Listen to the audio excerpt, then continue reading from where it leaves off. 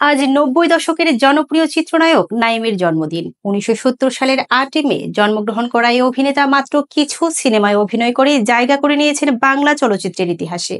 নাইমের চলচ্চিত্রে অভিষেক ঘটে ১৯৯১ সালের মুক্তিপ্রাপ্ত চাঁদনি সিনেমার মাধ্যমে। ছবিটি পরিচালনা করেন এহতেসাম। শুরুতে ছবিটি হল পাওয়াতেই কষ্ট হয়েছিল, কিন্তু মুক্তির পরই বক্স অফিসে বিপুল সাড়া ফেলে। মাত্র ৫০ লাখ টাকা ব্যয়ে নির্মিত এই সিনেমা প্রায় ১৫ কোটিরও বেশি ব্যবসা করে। এতে নাইমের সঙ্গে অভিনয় করেন শাবনাজ, যিনি পরবর্তীতে হন তার জীবনসঙ্গী। এই জুটির রসায়ন দর্শকদের মন জয় করে নেয়। একসঙ্গে তারা অভিনয় করেন ১৩টি সিনেমায়, যার বেশিরভাগই সুপারহিট ছিল। চাঁদনি, জিদ, দিল, সাক্ষাৎ, লড়াই, সোনিয়া, ঘরে ঘরে যুদ্ধ, চোখে চোখে, টাকার অহংকার সহ একাধিক সিনেমায় অভিনয় করে জনপ্রিয়তা পান নাইম।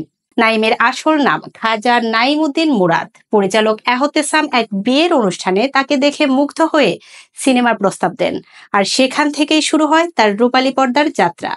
তার ঠোঁট মেলানো গানগুলো আজও শ্রোতাদের মনে গেঁথে আছে। ও আমার জান, তোর বাঁশি যেন জাদু জানে রে, এলোমেলো বাতাসে উড়িয়েছি শাড়ির আঁচল, তুমি এসেছিলে পরশু, বড় মিষ্টি লাগে। এসব গান আজও শ্রোতা দর্শকের মুখে মুখে ফেরে।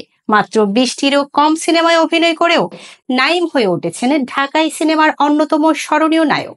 জন্মদিনে বাংলা সিনেমার এই ভালোবাসার মানুষটিকে জানাই শুভেচ্ছা ও ভালোবাসা।